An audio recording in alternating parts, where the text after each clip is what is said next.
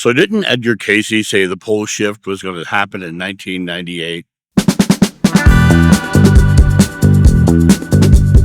Hey guys, it's John out here on the back deck, enjoying a lovely glass of iced tea. It's about 6:15 in the evening, and I just thought I'd hop out here and make a couple of videos to put in queues so I could have my vacation days filled with videos so you guys get one every day. I wanted to hop on and talk about this because someone recently sent me a message asking me about the pole shifts and Edgar Cayce's predictions or prophecies. Now, I'm a big fan of Edgar Cayce, like I'm a big fan of a lot of channelers, but I always look at every channeler as someone who is coming through their own filter. I did another video on that. How every channeler actually can't be 100% accurate because they are coming through the filter of their own consciousness. And the pole shift story is actually an interesting thing because if you look at this from the perspective of what did he mean? Did he mean pole shift or did he mean pole flip? Because they're two different things. His actual reading says shift, which is very, very interesting. The reason I find this so interesting is because the magnetic North Pole was actually first documented as a location in 1831. Since 1831, it has moved over 1,000 miles. The pole is forever shifting. It's forever in motion. It's the magnetic positioning on a ball of liquid, which is what our Earth is. It's a ball of liquid magma with an iron core, and this is all of this magnetic energy, but it's constantly in motion because it's sitting afloat. And science will tell us that every several 100,000 years, the magnetic poles will flip. And it's supposedly done this and been able to be documented because of the levels of the earth, the terrain, and knowing that when the iron molecules of the lava face one way or face the other way, tells you which way north is. And they know that the earth has flipped its magnetic poles 183 times or something like that. When we look at Cayce's predictions, he said the pole would shift in 1998. Well, there's a lot to this because the documentation of the poles shifting was something that was being studied at the time of Cayce because of the fact that 100 years earlier is when they located the first position, and 100 years later is when they started going, oh, look, it's moving. So pole shifting was very much a very big conversation going on at the time. During Edgar Cayce's lifetime, pole shifting was being discussed in a big way. Pole flipping was not being discussed at all. So him talking about pole shifting would have been very contemporary to his day to talk about pole shifting. As I said, the pole moves. Now, currently we know that the pole moving is speeding up, but we don't know whether that's just a permanent thing that's moving on. And the pole speeding up could also slow down. It just depends on where it is on this liquid pool of magma. Now, when you look at the history of pole flipping, and let's just assume he was talking about pole flipping and not pole shifting, since pole shifting is ongoing and always is shifting. Pole flipping it would be an interesting element. Now, scientists say that we know that the poles have flipped. We also know that humanity has survived poles flipping. And when I say humanity, I mean our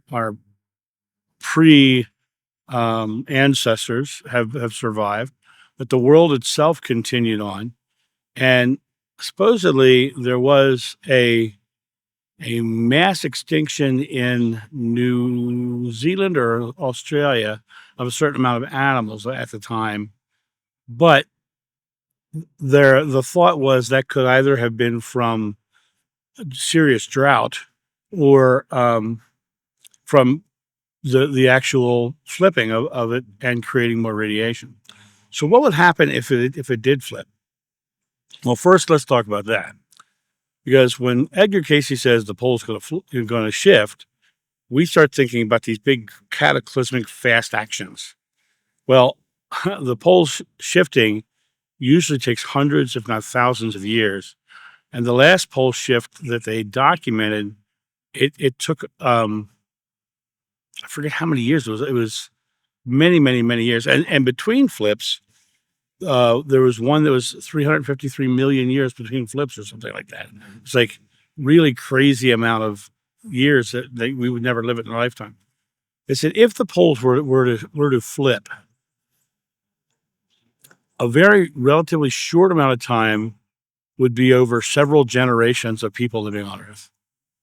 And during that time, the main issue that we would be dealing with is more increases in cancer, skin cancer, because as the magnetic pole would shift, it would diminish down to approximately 10%.